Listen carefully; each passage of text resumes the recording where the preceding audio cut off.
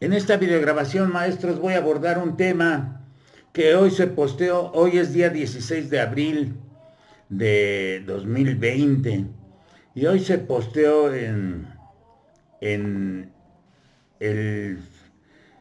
Facebook. En Facebook fue donde se posteó una afirmación de que cuando un docente pide que le regalen una planificación o compra su planificación, y hubo una afirmación: no tiene nada que hacer en la escuela. Una afirmación contundente y fuerte.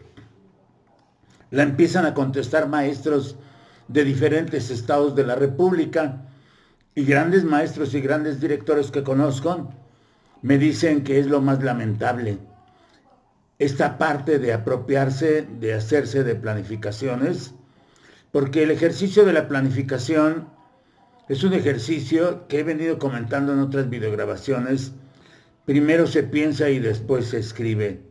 Y este ejercicio, que primero se piensa y después se escribe, tiene que ver con una serie de condiciones que necesariamente todo aquel que se precie de ser maestro tendría que cumplir.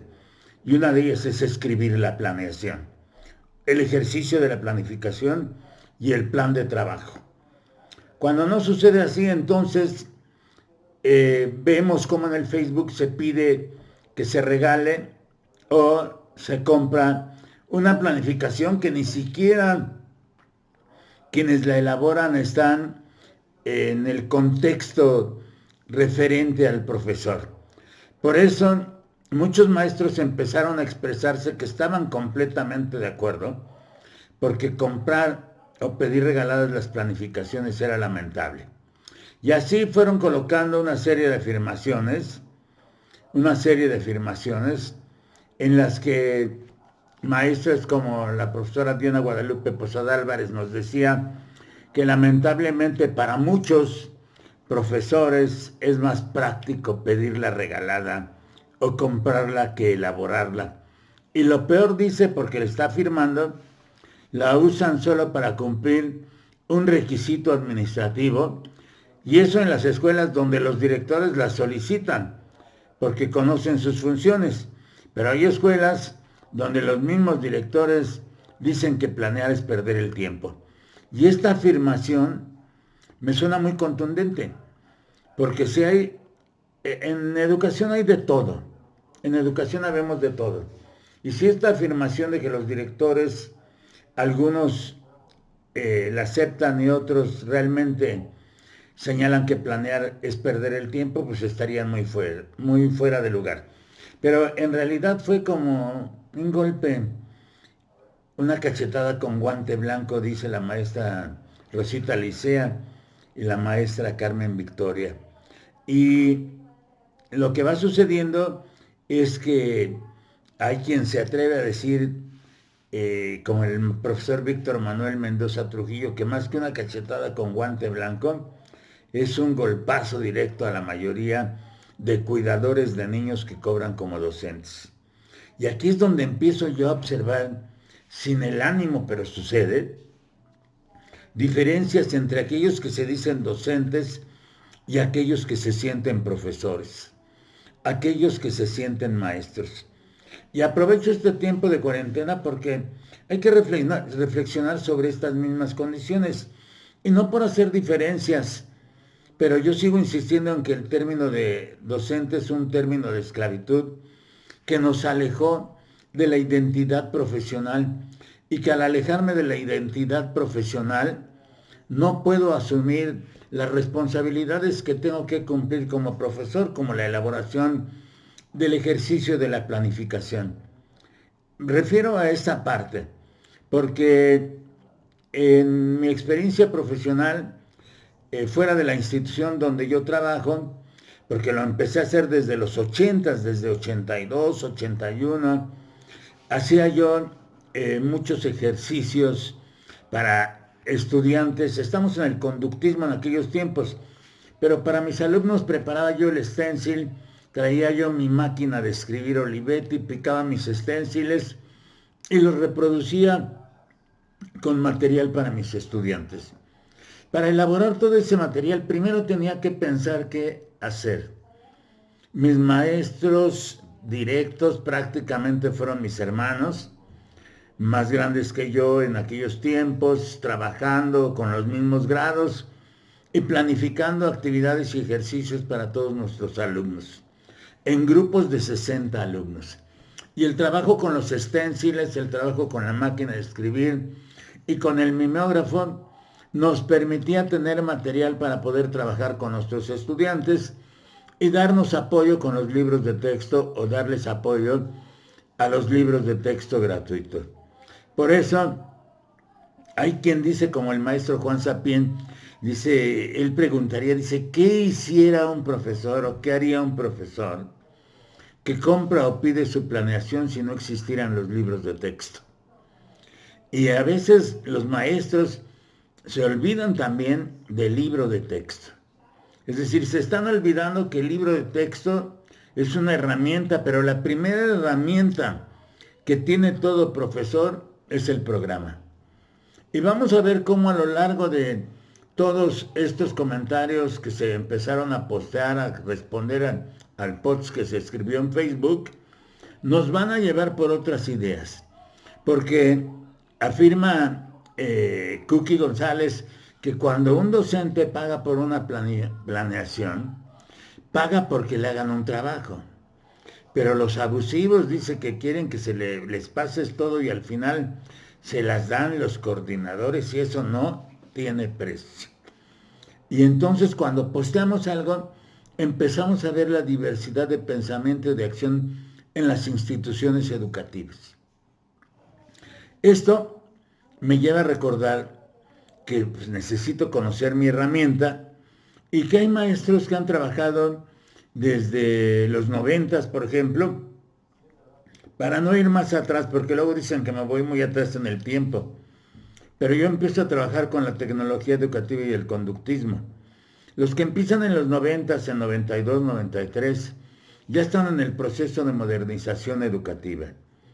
Y desde ahí, lo que va sucediendo, como nos lo dice la distinguida maestra de Nayarit, Yarida Ojeda, dice que ella está, cuando compra un maestro un material, es un lamentable vicio. Estamos observando un lamentable vicio que está arraigado entre los docentes. Y esto sí, efectivamente, ya lo veo como algo común, pero veo que también estos maestros se están alejando del plano de la didáctica. Y se están alejando del plano de la didáctica porque ya no practican el ejercicio, muchos ya no lo practican. Regina Flores, por ejemplo, nos comenta, más lamentable es o son las personas que elaboran las reformas educativas detrás de un escritorio, que ni maestros son, dice, es la afirmación, y ni siquiera conocen la diversidad del contexto en el que se viven en el país. Eso es triste y más en estos momentos que nos están pidiendo clases en línea, que ni siquiera algunas familias ni luz, televisión y mucho menos tienen internet. Y aquí hay afirmaciones con las que yo estaría de acuerdo, con las que no estaría de acuerdo. Pero el ejercicio de que los maestros se atrevan a comentar un post es un buen ejercicio. Y la misma maestra Regina Flores nos dice, nos invita a visitar el contexto en el que trabaja, donde los niños pues están en condición adversa y de desventaja. Y hay quien afirma, entre todos los comentarios que colocaron, como Nessie Otelo, dice que creo que compartir con planificaciones no tiene de malo. El chiste es hacer las adecuaciones correspondientes. Pero aquí es lo que afirma y que le da validez a lo que comenta en primer término. Dice Nessie Otelo que en mi escuela trabajamos por grado y cada maestra planea un campo de formación o área y esa planificación es la que se realiza por grado. Es decir, yo ocupo la de mi compañera, ella la mía y sin problema. Y yo le contesté que eso me parece bien. Es decir, así me parece bien. si estamos trabajando en el colectivo escolar y somos los maestros del mismo grado, los profesores del mismo grado podemos reunirnos para hacer ejercicios diferentes. Los compartes, los recibes, los aplicas con orientaciones del autor. Pero no me estoy refiriendo a ello. Es decir, ese ejercicio sí es válido para mí. A lo que me refiero es a que compren directamente las planificaciones o las pidan regaladas. Y más contundente, como lo dice el profesor Arturo Martínez Martínez, maestro de la Escuela Normal Superior y de la Universidad Pedagógica, que señala que considera que estas prácticas han sido generadas en el marco de usos y costumbres que se han validado en el gremio. Es decir, el mismo gremio, algunos del mismo gremio las han validado. ¿Sí? Sin embargo, dicen, esto tiene una lectura mucho más profunda que se concretaría en 4 puntos que él nos da. El primero que nos da dice que es el desconocimiento del plan y los programas de estudio. Y yo creo que eso sí es correcto.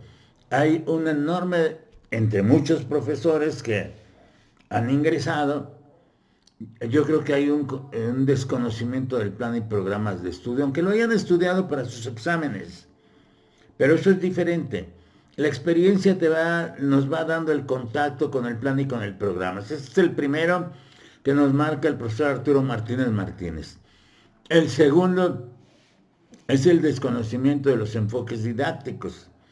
El concepto de enfoque lo venimos usando desde la reforma del proceso de modernización educativa y desde ahí lo que marca el profesor Arturo Martínez Martínez, que ese es el segundo punto. Esa es la lectura profunda de por qué está sucediendo esto. Y el tercero es el desconocimiento en la construcción y elaboración de secuencias didácticas, es decir, el ejercicio de la planificación, que primero se piensa, después se escribe, no se puede concretar en una secuencia didáctica. El cuarto punto y contundente, el desconocimiento del modelo pedagógico en que se ubica a cada profesor, y habría que realizar, afirma el profesor Arturo Martínez Martínez, habría que realizar una reflexión profunda para subsanar estas áreas de oportunidad. Así es que, así estamos viendo esta condición en el post que se colocó, que tiene que ver con pedir regaladas o comprar las planificaciones. Y yo les recuerdo que el ejercicio de la planificación es un ejercicio que primero se piensa y después se escribe. Y si no soy capaz de escribirlo, no puedo construir una tarea que voy a coordinar, a dirigir o a llevar con mis estudiantes, porque no sé de qué se trata. No es lo mismo que a mí me pasa en una planificación, un ejercicio, y pretenda yo aplicarlo cuando no tengo la misma necesidad que el otro maestro. Así es que aquí les dejo esto para que lo podamos seguir reflexionando.